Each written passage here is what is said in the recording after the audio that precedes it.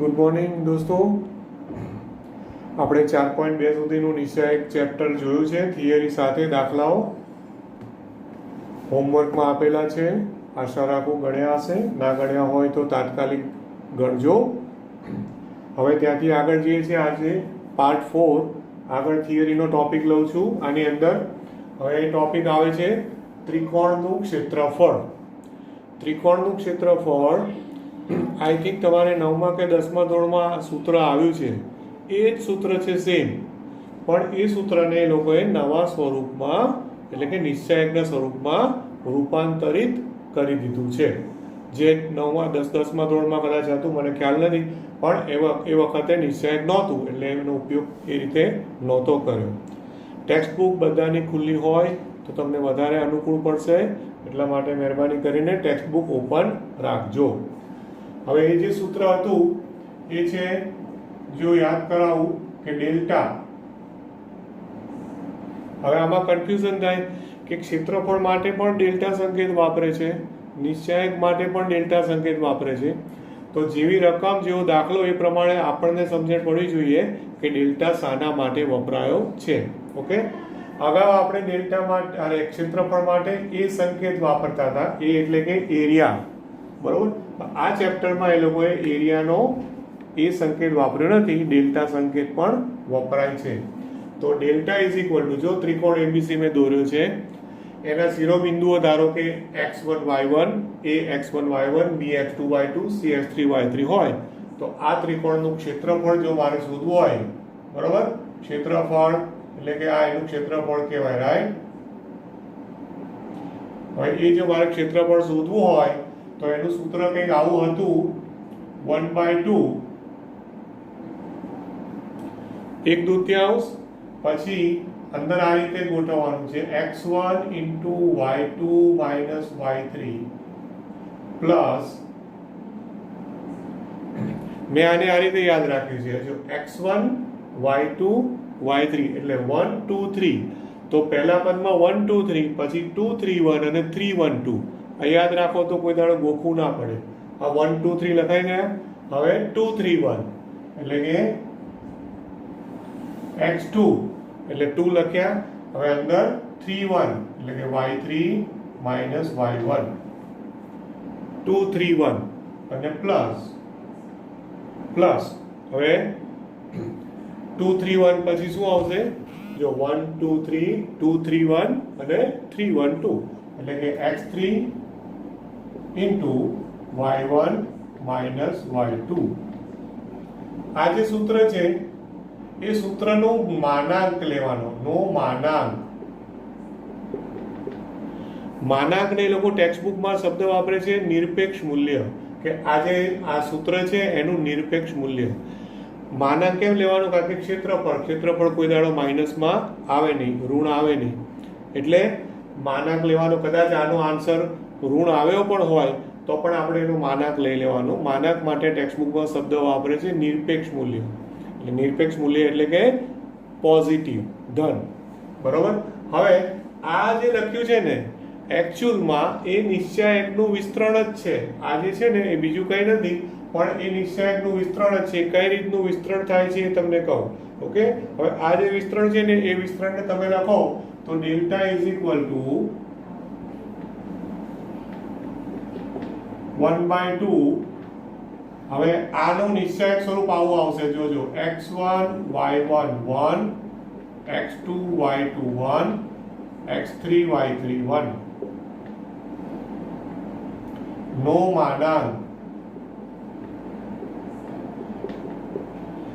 માનાંક અથવા તો નો નિરપેક્ષ મૂલ્ય. હવે ચેક કરવું હોય તો કરી જુઓ. આનું વિસ્તરણ કરશો ને એટલે આ ઉપરવાળું જ આવશે સેમ. આ તમે અગાઉ ભણ્યા છો. હવે એને આપણે કયા સ્વરૂપમાં લખ્યું? નિશ્ચયક સ્વરૂપમાં. તો આ જે થિયરી છે ત્રિકોણનું ક્ષેત્રફળ, એમાં એનાથી વધારે બીજું કંઈ આપ્યું નથી. પણ એક ઇમ્પોર્ટન્ટ નોંધ તરીકે તમને આપી દઉં. એક ઇમ્પોર્ટન્ટ નોંધ,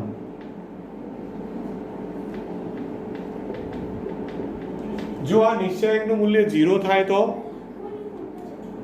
જો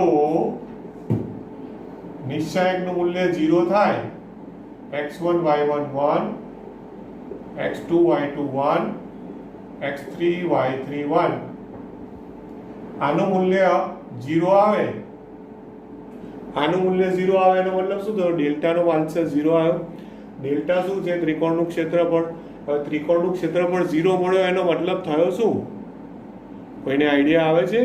ત્રિકોણનું ક્ષેત્રફળ 0 મળ્યો એનો મતલબ ત્રિકોણ છે જ નહીં. ત્રિકોણ નથી તો પછી બિંદુ ABC કેવા હશે? ત્રિકોણ ABC કેવા હોય? સમરેખ. કેવા હશે? સમરેખ. એક જ લાઈનમાં, મતલબ ત્રિકોણ દોરાતો નથી. એટલે જો આવું થાય તો શું કહેવાનું? ABC કેવા બિંદુઓ છે? સમરેખ બિંદુઓ છે. સમરેખ બિંદુઓ છે. રાઈટ? હવે સમરેખ છે એટલે ત્રણેય એક જ લાઈનમાં હોય. એટલે એક જ લાઈનમાં હોય એટલે શક્ય છે કે ABC પણ હોઈ શકે, અથવા તો જો ABC એટલે B વચ્ચે હોઈ શકે, C વચ્ચે હોઈ શકે, અથવા તો A વચ્ચે હોઈ શકે. આ ત્રણમાંથી કોઈ પણ શક્યતા હોઈ શકે. વચ્ચે A લઈ લો, આજુબાજુ BC. એટલે આ ત્રણમાંથી કોઈ બી એક પોસિબિલિટી હોય. કાં તો A' B' C હોય, કાં તો B' A' હોય, અથવા તો B' A' C હોય. એટલે કાં તો B A અને C ની વચ્ચે હોય, અથવા C વચ્ચે હોય, અથવા A વચ્ચે. એટલે સમરેખ હોય એટલે ત્રિકોણ ના દોરાય. ત્રિકોણ ના દોરાય એટલે આ નિશ્ચાયકનું મૂલ્ય 0 આવે. એવા પણ દાખલાઓ આવશે. ઓકે, હવે આના પછીનો એક થિયરી ટોપિક છે, એ પણ હું સાથે સાથે લઈ લઉં છું. એ છે કે નિશ્ચાયકની અંદર એનો ઉપનિશ્ચાયક. નિશ્ચાયક છે ને એનો ઉપનિશ્ચાયક કહે છે. ઉપનિશ્ચાયક. હવે ઉપનિશ્ચાયક છે એને ઇંગ્લિશમાં માઇનોર કહેવાય છે. શું કહે છે ઇંગ્લિશમાં? માઇનોર. ઇંગ્લિશમાં એનો સંકેત છે માઇનોર. એટલે હું તમને કહું કે માઇનોરના લીધે એનો જે સંકેત છે ને ઉપનિશ્ચાયક માટેનો સંકેત, એ પણ એ લોકોએ કેપિટલ M લીધો છે. તો કેપિટલ M ફોર માઇનોર. એટલે એને ઉપનિશ્ચાયકનો સંકેત વાપર્યો છે. જો ડેલ્ટા,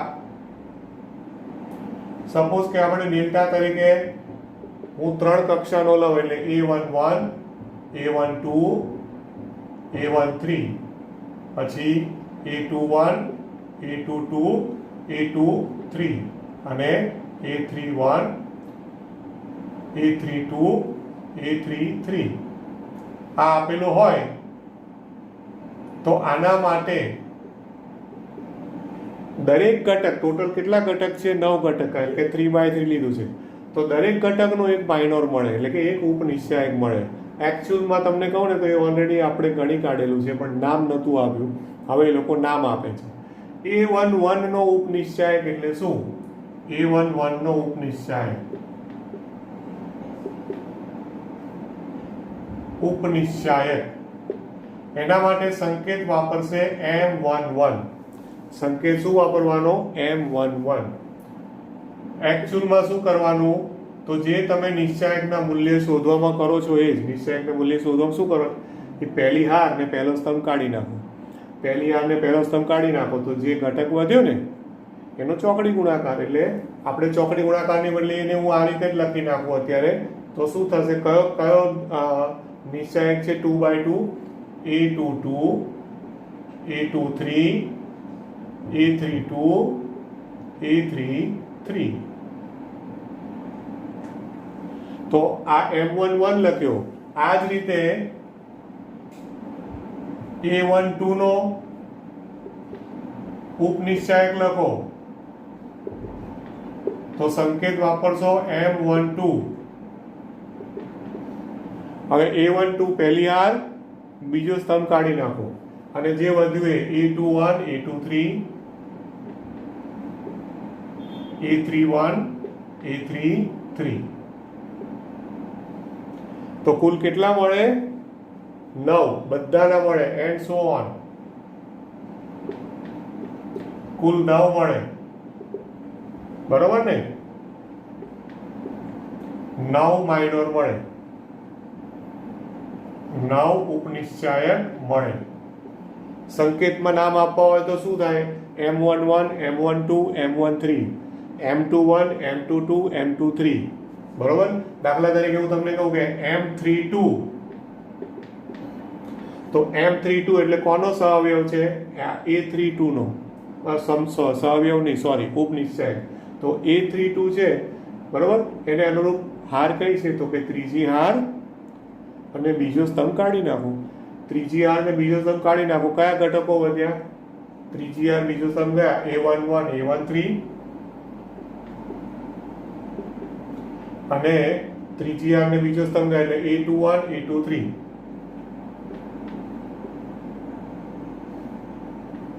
ઓકે, હવે આ થયું ઉપનિશ્ચાયક. એટલે એકચ્યુઅલમાં તમે નિશ્ચાયકનું મૂલ્ય શોધો ત્યારે આ જ રીતે પહેલી હારની સાપેક્ષે કરો છો, તો તમે પહેલી હારની સાપેક્ષે પછી એની સાથે ઉપનિશ્ચાયક તમે લો જ છો, પણ એ વખતે નામ નહોતું આપ્યું, હવે લોકોએ નામ આપ્યું. ઉપનિશ્ચાયક પછી એની જ અંદર બીજું ટાઇટલ છે, ટેક્સ્ટ બુકમાં જોતા રહેજો. આ સ્વાધ્યાય 4.3 પછીનો ટોપિક છે. આ ત્રિકોણનું ક્ષેત્રફળ પછી 4.3 છે, 4.3 પછી આ ટોપિક છે. ઓકે, હવે ઉપનિશ્ચાયક પછીનો જે આવશે વ્યાખ્યા એ છે સહઅવયવ. સહઅવયવ સહઅવયવ એને ઇંગ્લિશમાં કોફેક્ટર કહે છે. કોફેક્ટર ઇંગ્લિશમાં શું કહે છે? કોફેક્ટર. હવે કોફેક્ટરમાં એકચ્યુઅલમાં સંકેત છે ને, એ સંકેતમાં એ લોકો શું કરે છે કે અહીંયા ઘટકોને આપણે સ્મોલ લેટરથી બતાવે છે, સ્મોલ a11, સ્મોલ a12. તો એના જ્યારે સહઅવયવ લેશો, સહઅવયવ, ત્યારે તમારે શું કરવાનું? તો કે સ્મોલનું કેપિટલ લઈ લેવાનું. સ્મોલનું શું લેવાનું? કેપિટલ. તો કેપિટલ કરવાનું એટલે a11 છે દાખલા તરીકે, a11. તો a11 નો સહઅવયવ મેં શોર્ટમાં લખ્યું છે a11 નો સહઅવયવ. તો શું કરવાનું? ધ્યાન આપજો. -1 ની ઘાતમાં 1 + 1 ગુણ્યા M11. બોલો શું કર્યું છે? કોઈને આઈડિયા આવે છે? M11 એટલે શું છે? ઉપનિશ્ચાયક છે. એટલે ઉપનિશ્ચાયક તો આપણે લખવાનો જ છે, પણ ઉપનિશ્ચાયકની બાજુમાં એની સાથે ગુણાકારમાં શું લેવાનું ખબર છે? -1 raised to I + j. એટલે કે એનું જે સ્થાન હોય ને 1 1 1 1 એટલે શું છે? પહેલી હાર પહેલો સ્તંભ, એટલે -1 raised to I + j. તો આ મેં લખ્યો a11 નો. એ રીતે સપોઝ તમે a12 નો લખો તો a12 નો સહઅવયવ તો શું લખશો? -1 ની ઘાતમાં 1 2 એટલે ઘાતમાં -1 ની ઘાતમાં I + j, એટલે કે 1 + 2 ગુણ્યા M12 and so on. એટલે કુલ કેટલા આવી રીતે લખી શકો? ટોટલ તમે કેટલા લખી શકશો? 9. હવે આ બધાને સંકેતમાં એ લોકો ઉપયોગ કરે છે કેપિટલ. આને કહેવાય કેપિટલ A11, આને કહેવાય કેપિટલ A12. દરેકના ઘટક જે પણ હોય ને એ ઘટકનો એનો સહઅવયવ બતાવવો હોય તો એ સહઅવયવ એના કેપિટલ લેટરથી બતાવાય. આટલું ક્લિયર થાય છે? તો વ્યાપક રીતે મારે લખવું હોય આને, તો વ્યાપક રીતે હું એવું લખું કે કોઈ પણ ઘટક હોય aij, હવે aij નો સહઅવયવ મારે લખવો હોય તો વ્યાપક રીતે શું લખશો? -1 raised to I + j ગુણ્યા mij. આ રીતે લખાય કે નહીં? વ્યાપક રીતે શું લખાશે? aij નો સહઅવયવ, એટલે કે જે પણ ઘટક હોય a11, a22, a31 જે પણ લો હોય એનો સહઅવયવ. તો -1 ની ઘાતમાં શું કરવાનું? I + j, એટલે કે એનું સ્થાન હાર વત્તા સ્તંભ ઘાતમાં લેવાના ગુણ્યા mij. m એટલે એનો માઇનોર, એટલે કે ઉપનિશ્ચાયક સાથે એને ગુણી દેવાનું. એકચ્યુઅલમાં આ ચેપ્ટર શરૂ કર્યું અને નિશ્ચાયકનું મૂલ્ય શોધ્યું એ વખતે તમને યાદ હોય તો મેં નિશ્ચાયકનું ઉદાહરણ આપેલું ત્યારે મેં તમને એવું કીધેલું કે નિશ્ચાયકમાં છે ને કિંમતોમાં આગળ સ્થાનમાં અહીંયા નિશાની કઈ મૂકવાની યાદ છે? પ્લસ ઓલ્ટરનેટ ચિહ્ન મૂકવાનું મેં કહેલું સૌ સ્ટાર્ટિંગમાં. Plus minus plus minus plus minus plus minus plus આવું બોલ્યા છીએ આપણે. હવે તમે ધ્યાનથી જોશો ને તો એ પ્લસ માઇનસ પ્લસ ક્યાંથી આવેલા છે ખબર છે? આ -1/i+j માંથી આવેલા છે. ધ્યાનથી જો. જેમ કે અહીંયા પ્લસ કેમ આવ્યું? આનું સ્થાનમાં ઘટક 1 1 એટલે -1 ની 2 ઘાત 1 + 1 એટલે પ્લસ આવ્યું. પછી 1 2 એટલે -1/1 + 2 એટલે કેટલી ઘાત થઈ? 3 ઘાત એટલે આની નિશાની માઇનસ આવી. પછી 1 3 તો -1/1 + 3 કેટલી ઘાત થઈ? 4 તો -1 ની 4 ઘાત એટલે +1 તો નિશાની પ્લસ આવી. તો આવી રીતે plus minus plus minus plus minus plus minus plus એ જે ચિહ્નો મેં લખેલા સ્ટાર્ટિંગમાં એ ચિહ્નો એકચ્યુઅલમાં એ સહ અવયવના જ છે.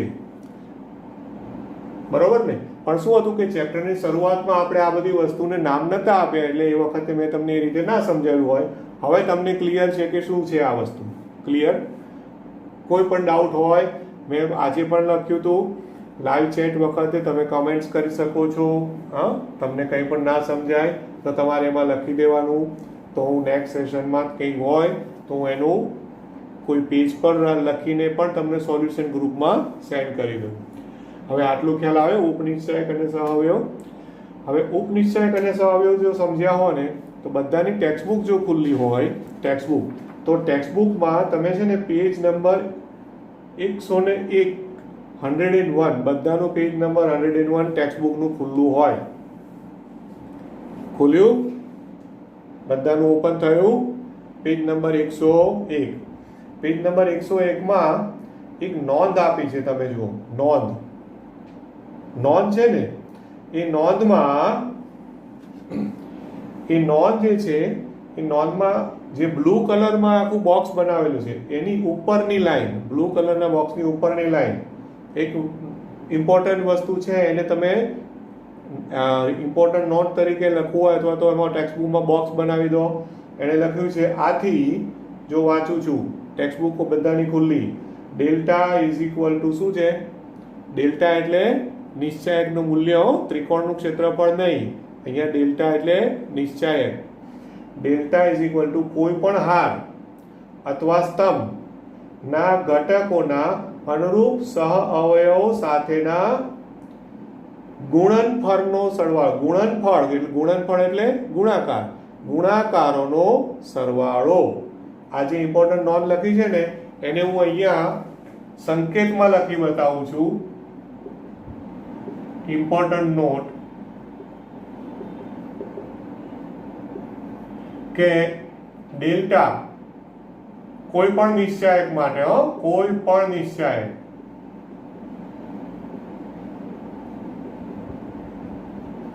આપણને શું છે કે અહીંયા એ લોકોએ બધું 3 કક્ષામાં સમજાવ્યું છે પણ કોઈ પણ નિશ્ચાયક માટે ડેલ્ટા ઇઝ ઇક્વલ ટુ હવે મેં તમને જે બોક્સ કરવાનું કહ્યું છે ને એને હું સંકેતમાં લખું છું. એ સંકેતની સાથે ફરી પાછું ટેક્સ્ટબુકમાં વાંચો.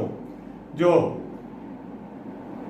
A11 ગુણ્યા A11 પ્લસ A12 ગુણ્યા A12 પ્લસ A13 ગુણ્યા A13. હવે આને કઈ રીતે શબ્દોમાં બોલાય તો જો કોઈ પણ ઘટક છે A11 એને કોના સાથે ગુણ્યો? એના સહઅવયવ સાથે ગુણ્યો. હવે પહેલી હાર લીધી. અહીંયા ફરી વાંચો કોઈ પણ હાર બ્રેકેટમાં લખ્યું છે અથવા સ્તંભ. મેં શું લીધું છે? પહેલી હાર લીધી. કોઈ પણ હાર ના ઘટકોને એના ઘટકોને અનુરૂપ સહઅવયવો સાથે અનુરૂપ સહઅવયવ એટલે A11 નો કેપિટલ A11 A12 નો કેપિટલ A12 A13 નો કેપિટલ A13 સાથેના ગુણનફળ એટલે કે ગુણાકારોનો સરવાળો એ નિશ્ચાયકનું મૂલ્ય બતાવે છે. તો નિશ્ચાયકનું મૂલ્ય તમને ચેપ્ટરની શરૂઆતમાં જ મેં કહ્યું હતું, યાદ છે? નિશ્ચાયકનું મૂલ્ય કુલ કેટલી રીતે મળે છે? કેટલી રીતે યાદ છે બધાને? 6 રીતે. 3 હાર 3 સ્તંભ. તો ડેલ્ટા આ પણ તમે 6 રીતે લખી શકો હવે પહેલી હારના સાપેક્ષ R1 ની સાપેક્ષે લખ્યું છે, આ R1 ની સાપેક્ષે છે. ઓકે, હવે એની બદલે સપોઝ હું C1 ની સાપેક્ષે લખું પહેલો સ્તંભ, તો બોલો પહેલો સ્તંભ છે એના પ્રમાણે લખું તો શું લખશો? A11 into A11 પ્લસ સ્તંભ લઉં છું કોલમ, એટલે A21 into કેપિટલ A21 અને A31 into capital A31. Okay, આ થયું C1 ની સાપેક્ષે. C1 ની સાપેક્ષે એન્ડ સો ઓન. તમે કેટલી રીતે લખી શકો? કુલ 6 રીતે લખાય, 6 રીતે. ઓકે, ડેલ્ટાનું મૂલ્ય મળે.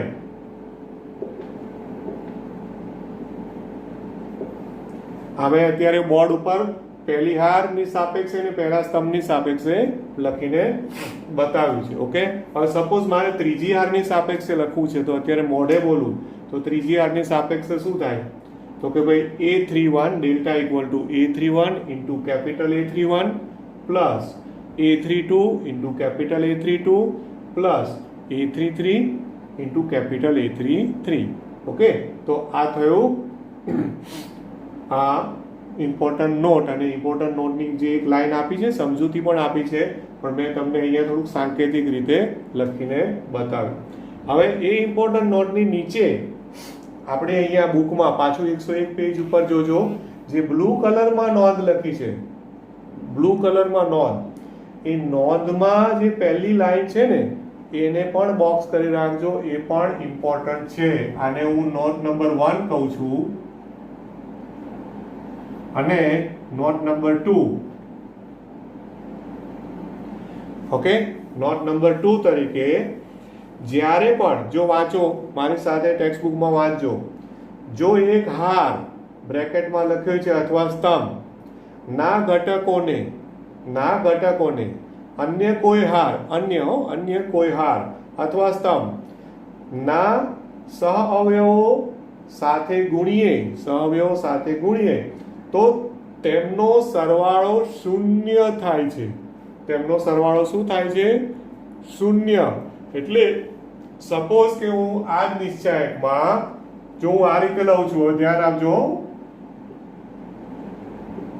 A11 એટલે પહેલી હારની સાપેક્ષે હું લખી બતાવું તો પહેલા એને સહઅવયવ વડે ગુણો, એટલે A11 એટલે જો પહેલી હાર લો ને તો પહેલી હારના સહઅવયવ નહીં લેવાના, એમાં વાંચો બરોબર. અહીંયા એવું લખ્યું છે, જો એક હાર અથવા સ્તંભના ઘટકોને અન્ય કોઈ હાર અથવા સ્તંભ ના સહઅવયવો સાથે ગુણીએ અને સરવાળો કરીએ તો 0 આવે. એટલે જો હું પહેલી હાર લઉં તો હવે પહેલી હાર નહીં, પણ મારે કયો સહઅવયવ લેવાનો? બીજી હારના સહઅવયવ અથવા ત્રીજી હારના. તો સપોઝ હું બીજી હારના સહઅવયવ A11 ની સાથે એને અનુરૂપ પાછું, એટલે એની નીચેનો A21 છે ને, તો A11 ગુણ્યા કેપિટલ A21 વત્તા આ પહેલી હાર A12 ગુણ્યા કેપિટલ A22 વત્તા A13 તો ગુણ્યા કેપિટલ A13 ગુણ્યા કેપિટલ A23. તો આનો આન્સર 0 આવે. કેટલો આવે? 0. હવે પહેલી હારને ત્રીજી હારના સહઅવયવો સાથે પણ ગુણીને સરવાળો થાય, એટલે કે A11 ગુણ્યા A11. હવે હું ત્રીજી હારના સહઅવયવ લો તો આ A31 નો કેપિટલ A31 વત્તા A12 ગુણ્યા કેપિટલ A32 વત્તા A13 ગુણ્યા કેપિટલ A33. તો આનો આન્સર પણ કેટલો આવશે? 0 આવશે. આવી રીતે તમે વિચારો, જો પહેલી હારને મેં બીજી હારના સહઅવયવ વડે ગુણીને સરવાળો કર્યો, પછી પહેલીની ત્રીજી હાર લીધી, એવી જ રીતે બીજી હાર લો તો બીજી હારને પહેલાના સહઅવયવો સાથે ગુણીને સરવાળો કરો, એ બીજી હારને ત્રીજી હાર સાથે લો, પછી ત્રીજી હાર લો તો ત્રીજી હારને પહેલી હારના સહઅવયવો સાથે ગુણો, અને સરવાળો કરો. એ જ રીતે ત્રીજી હારને પાછું બીજી હાર સાથે ગુણીને સરવાળો કરો. જો થોડું વિચારજો, હારની સાપેક્ષે જ હું ટોટલ 6 રીતે 0 લાવી શકું છું. હારની સાપેક્ષે, જેમ કે મેં 2 રીતે 0 બતાવ્યા, પણ આમાં તો મેં ખાલી પહેલી હાર જ લીધી છે. હજુ તો બીજી હારની સાથે તો સહઅવયવ વાળી વાત જ લખ્યું જ નથી. તો બીજી હાર માટે પણ આવા 2 લખી શકો, ત્રીજી હાર માટે પણ ફરી 2 લખી શકો. તો 6 હારની સાપેક્ષે 0 આવે અને 6 સ્તંભની સાપેક્ષે પણ 0 આવી શકે. પહેલો સ્તંભ લો તો પહેલા સ્તંભ સાથે કોના સહઅવયવ ગુણવાના? બીજા સ્તંભના સહઅવયવો સાથે ગુણીને સરવાળો કરો, અથવા તો ત્રીજા સ્તંભના સહઅવયવો સાથે ગુણીને પણ સરવાળો કરી શકો. તો આમ કુલ કેટલી રીતે તમે લખી શકો છો? કેટલી રીતે? 12 રીતે શૂન્ય લાવી શકાય. 12 કઈ રીતે? તો કે 6 હારની સાપેક્ષે, 6 હારની સાપેક્ષે અને 6 સ્તંભની સાપેક્ષે. તમારી જાતે સંકેતમાં લખીને જોજો. અને સંકેતમાં ના લખવું હોય ને તો તમે શું કરજો કે આવું કોઈ બી ગમે તે મન ફાવે એવું 3x3 ઉદાહરણ લઈ લેવા, અને ઉદાહરણ લઈ અને પછી આ સંકેત પ્રમાણે તમે મૂકજો તો 12 વખત 0 જવાબ આવશે. કોઈ પણ હારને અને સિવાયની હારના સહઅવયવો વડે ગુણીને સરવાળો કરો એટલે 0 જ આવે. આટલું ક્લિયર થાય છે? કોઈને કોઈ ડાઉટ ખરો આટલામાં? તો જો આટલો જે ટોપિક આપણે ભણ્યા ને, ટેક્સ્ટ બુક જો બધા પાસે હોય તો ટેક્સ્ટ બુકમાં તમે ધ્યાન આપશો ને તો આપણે સ્વાધ્યાય 4.3 અને સ્વાધ્યાય 4.4 સુધીનો જે થિયરીનો ટોપિક છે એ આટલા સુધીમાં આપણો કમ્પ્લીટ થયો છે. ચાલો હવે આ જે થિયરી જોઈએ એના ઉપર આધારિત મેં હમણાં કહ્યું એમ સ્વાધ્યાય 4.3 લઉં છું. ટેક્સ્ટ બુક પાછી ફરી બધાનું પેજ નંબર 99 ખુલ્લું રાખજો. બહુ ઇઝી એક્સરસાઇઝ છે. હવે એમાં પહેલો દાખલો છે કે ભાઈ નીચે આપેલા શિરોબિંદુવાળા ત્રિકોણનું ક્ષેત્રફળ શોધો. હવે ક્ષેત્રફળનું આપણી પાસે સૂત્ર છે ડેલ્ટા ઇક્વલ ટુ 1/2 માના નિશ્ચાયકમાં x1 y1 1 x2 y2 1 x3 y3 1 નો માનાંક અથવા તો નું નિરપેક્ષ મૂલ્ય એનો ઉપયોગ કરવાનો રહેશે. જે બિંદુઓ આપ્યા હોય ને એને તમારે x1 y1 x2 y2 x3 y3 નામ આપી દેવાના. ઓકે, હવે સપોઝ કે ભાઈ હું પહેલા દાખલો છે દાખલા નંબર 1, હવે પહેલાનું બીજું લઉં છું, પહેલામાં સેકન્ડ. ઓકે, હવે ત્રિકોણના ક્ષેત્રફળનું સૂત્ર પ્રમાણે 1/2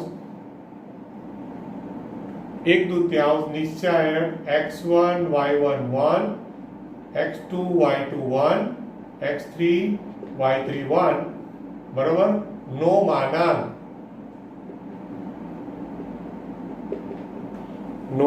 માનાંક બરોબર.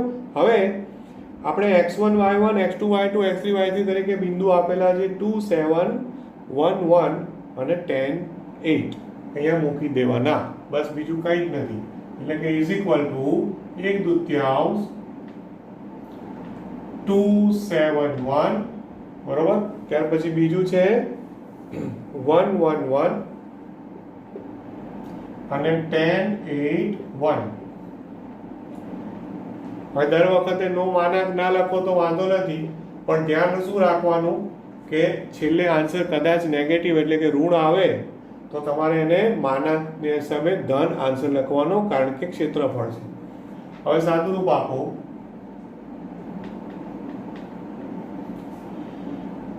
પહેલી હારની સાપેક્ષે લઉં છું તો 2 ગુણ્યા પહેલી હારને કાઢી નાખો એટલે 1 -8.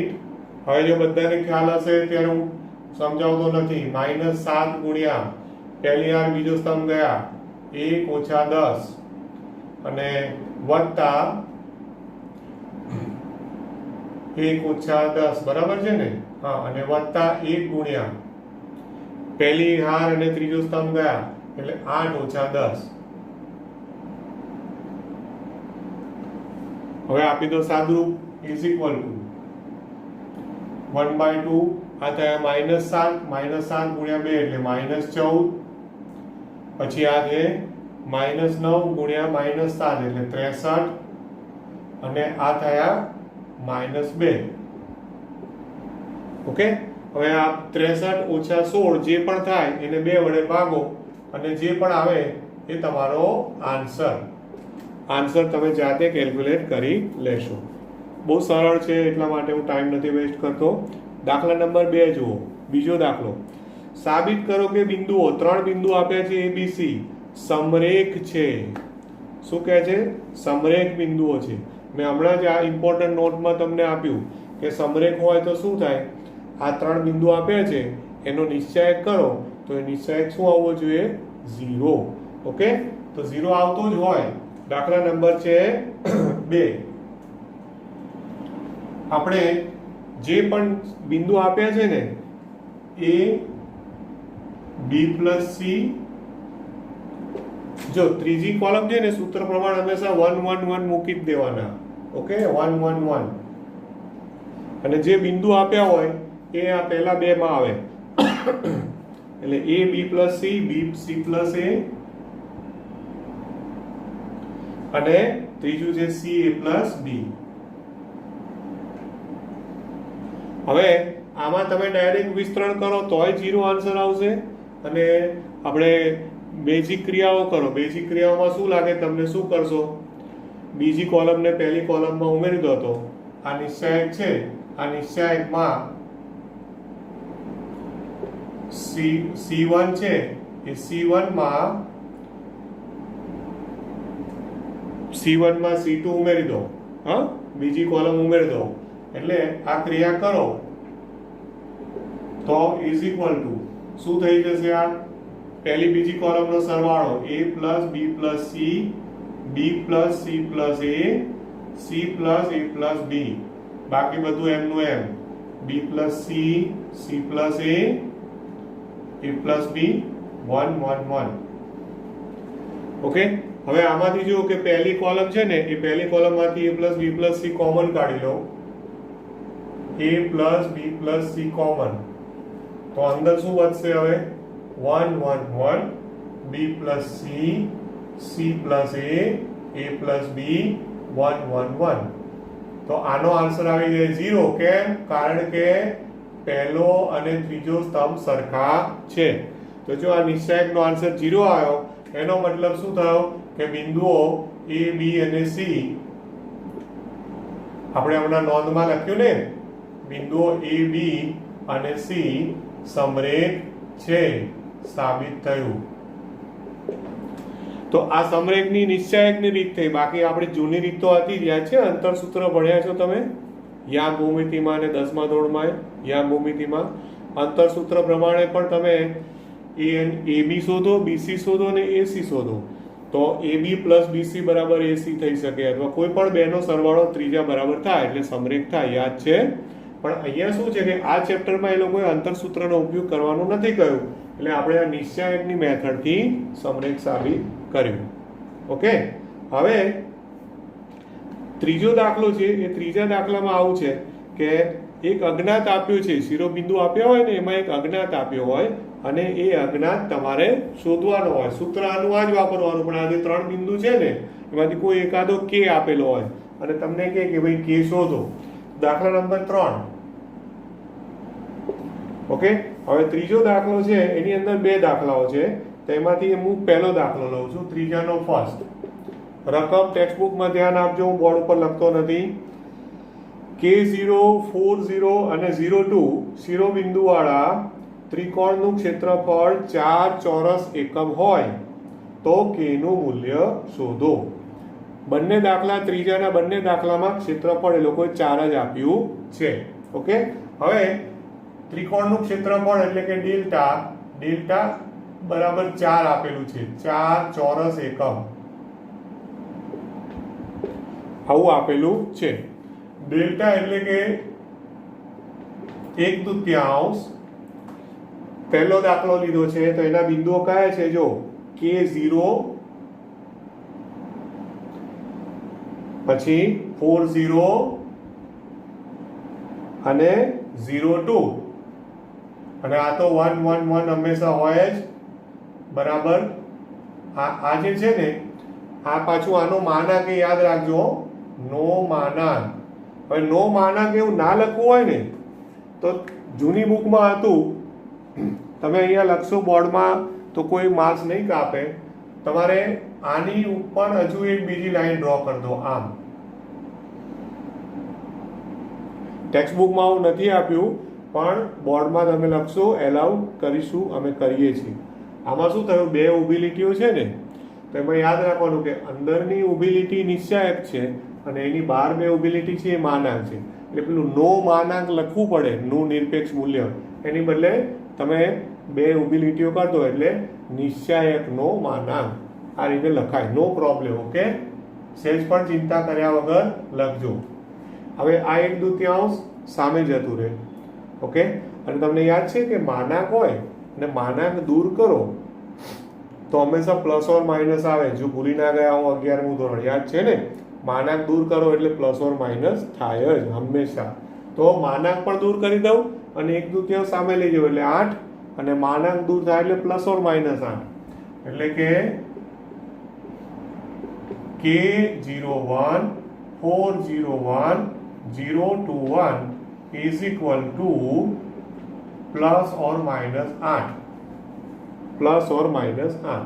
હવે આનું આપો વિસ્તરણ, એકવાર પ્લસ 8 લો, એકવાર માઇનસ 8 લો. ઓકે, હવે આનું વિસ્તરણ કરો તો k ગુણ્યા, ઓકે, પહેલી હારની સાપેક્ષે તો 0 - 2, પછી બીજું પદ તો વચ્ચેનું 0 છે એટલે આખું 0 થાય, ગળતો નથી, plus 1 into 8 - 0 is equal to plus or minus 8. એટલે કે -2k plus 8 is equal to plus or minus 8. Okay, બધામાંથી બે કોમન જ કાઢી લો એકવાર, તો બે ઉડાડી દો સળંગ. હા, બે ઉડાડી દો એટલે -k plus 4 is equal to plus or minus 4. એટલે હવે એક વખત પ્લસ 4 લો અને બીજી વખત -4 લો, એટલે પ્લસ ઓર માઇનસ 4 ને અલગ કરી દો. રાઈટ, તો એક વખત પ્લસ 4 લો તો બંને બાજુથી 4 4 ઉડી જાય, તો -k બરાબર 0, એટલે કે k બરાબર 0 થઈ જાય. અથવા k બરાબર 0 અને -4 લઉં તો આ +4 ને સામે લઈ જાઓ તો -8 થાય, તો -k બરાબર -8, એટલે કે k બરાબર 8. ઓકે, તો આ રીતે તમને બે આન્સર મળ્યા. બોલો, આમાં કોઈ ડાઉટ ખરો? તો આવી રીતે તમારે શોધવાનું રહેશે. હવે એકચ્યુઅલમાં છે ને આ દાખલો તો આવડે, પણ આવો એક તમને હું એક્સ્ટ્રા દાખલો આપું છું. એ દાખલો આવશે ને બોર્ડમાં, જૂની બુકમાં હતો અને બહુ જ આઈએમપી છે.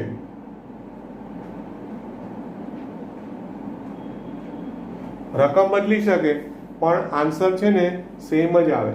હવે રકમ આવી છે કે 5a 25 અને 23, 5a 25 અને 23. હા, આ ત્રણ શિરોબિંદુ વાળા ત્રિકોણનું ક્ષેત્રફળ 3 એકમ હોય. કેટલું હોય? 3 એકમ હોય. તો એ શોધો. ઓકે, આ શિરોબિંદુ વાળા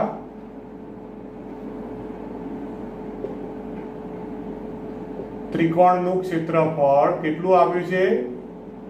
ક્ષેત્રફળ 3 એકમ હોય.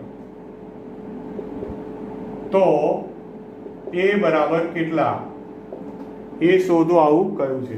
મેથડ આની આ જ લગાવવાની. હવે જો શું થશે, જોજો કે ભાઈ દાખલા તરીકે ડેલ્ટા ઇઝ ઇક્વલ ટુ 3 આપેલું છે, ડેલ્ટા 3 આપ્યું છે. ડેલ્ટા એટલે કે હાફ માનાંકની અંદર નિશ્ચાયક 5a1 251 231 નિશ્ચાયક પૂરો માનાંક પૂરો is equal to 3. Okay, right. માટે હા, હવે ધ્યાન આપજો, જ્યાં આ બે 1/2 સામે લઈ જાઉં. હમણાં હું માનાંક ને દૂર કરતો નથી, માનાંક રાખો. શું લોચો પડે જોજો. 5a1 251 231 is equal to 6. હવે અંદરનો નિશ્ચાયક છે ને, અંદરના નિશ્ચાયકનું સાદુરૂપ આપો. અંદરના નિશ્ચાયકનું હમણાં માનક રહેવા દો. હા, તો 5 ગુણ્યા 5 ઓછા 3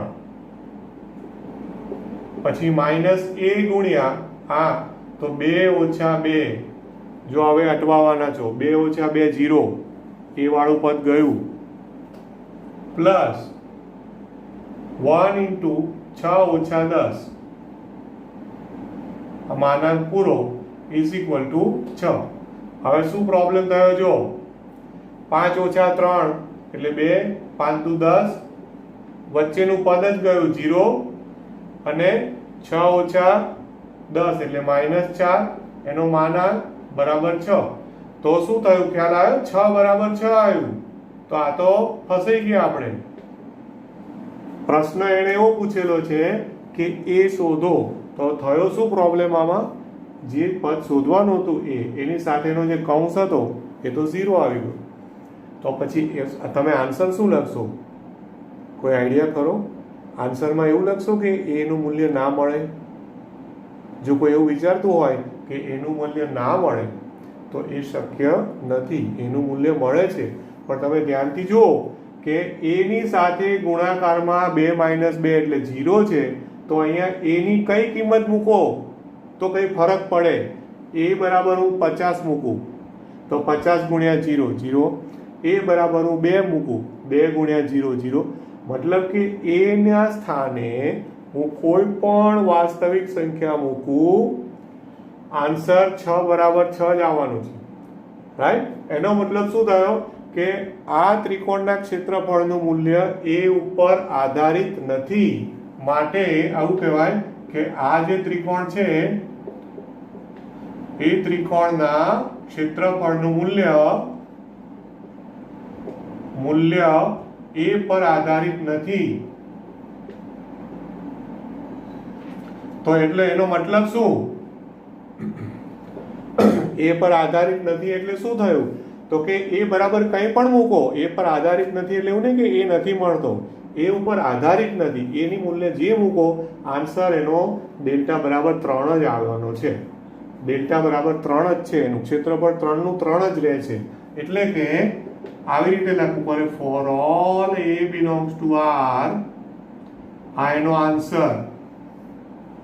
ફોર ઓલ પ્રત્યેક વાસ્તવિક સંખ્યા ગમે તે જે મન ફાવે મૂકો, માટે ડેલ્ટા બરાબર 3 જ થશે. તો ઇન કેસ તમને આ JEE માં કે MCQ માં પૂછ્યું હોય, 4 ઓપ્શન આપ્યા હોય, તો એમાં 4 ઓપ્શનમાં એક હોય કે ભાઈ એ મળતો નથી, બીજો ઓપ્શન હોય A belongs to R.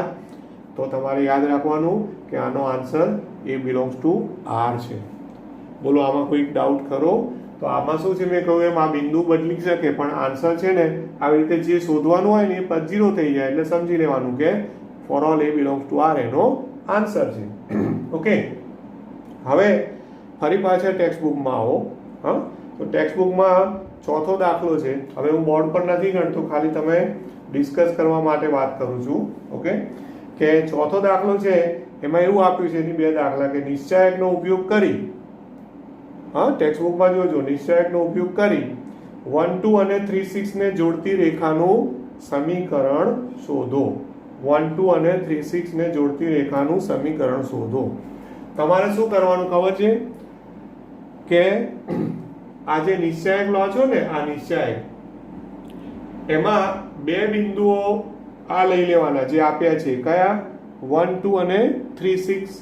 એટલે x1 y1 x2 y2 x3 y3 છે ને, એમાંથી કોઈ પણ 2 x1 y1 x2 y2 કે એવી રીતે કોઈ પણ 2 માં આ બિંદુ મૂકી દો, અને ને જોડતી રેખાનું સમીકરણ, એટલે એ જ રેખા ઉપર એક ત્રીજું બિંદુ લઈ લો, અને ત્રીજું બિંદુના યામ વ્યાપક તરીકે xy ગણેલો. શું ગણેલો?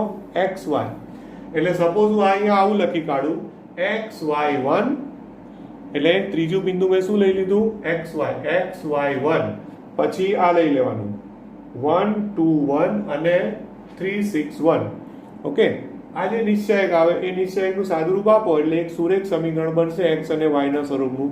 એ થઈ ગયું આ બે બિંદુઓને જોડતી રેખાનું સમીકરણ નિશ્ચાયકના ઉપયોગથી. Okay, right.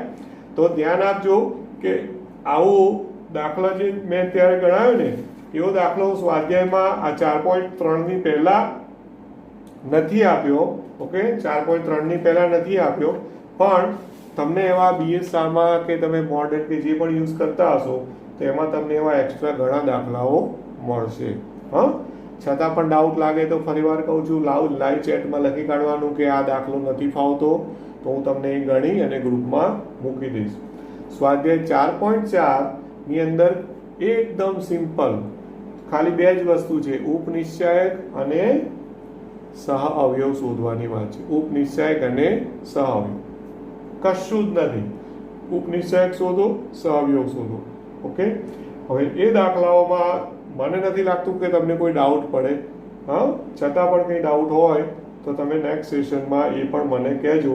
એની અંદર 4 જ દાખલાઓ છે અને એક MCQ છે. 4.4માં કશું છે જ નહીં. હા, એટલે હવે આપણું 4.4 સુધીનું કામ આ ચેપ્ટરમાં પૂરું થાય છે. હા, એસાઇનમેન્ટની અંદર જેટલું બને એટલું જલ્દી, કારણ કે હવે બધું ફાસ્ટ ધીમે ધીમે તમને લાગશે કે આ રૂટીન સ્કૂલ જ ચાલી રહી છે, એ જ રીતે બધા સબ્જેક્ટમાં જવાનું છે. ઓકે, તો જો તમે આમાં સાથે સાથે રેગ્યુલર નહીં લો તો પછી તમારે પાછળ પહોંચી નહીં વળો. આજે પણ મેં જોયું કે ઘણા બધા છોકરાઓ 15-20 મિનિટ પછી જોઈન્ટ થયા. મેં તમને કીધેલું જ છે કે મેં ગ્રુપમાં લિંક ના મૂકી હોય તો પણ મારા યુટ્યુબ ચેનલ ઉપર 11:30 લાઈવ ચાલુ થઈ જ જાય છે. ના થવાનું હોય તો મેં ગ્રુપમાં અગાઉથી મેસેજ આપી દીધો હશે કે ભાઈ વહેલું મોડું છે, બાકી ટાઈમ ફિક્સ છે. ઓકે, તો એ પ્રમાણે તમારે જોઈન્ટ થઈ જ જવાનું. મેં લિંક ના મૂકી હોય કદાચ કંઈ કામ ના લીધે તો આટલું ધ્યાનમાં રાખશું. Okay, thank you.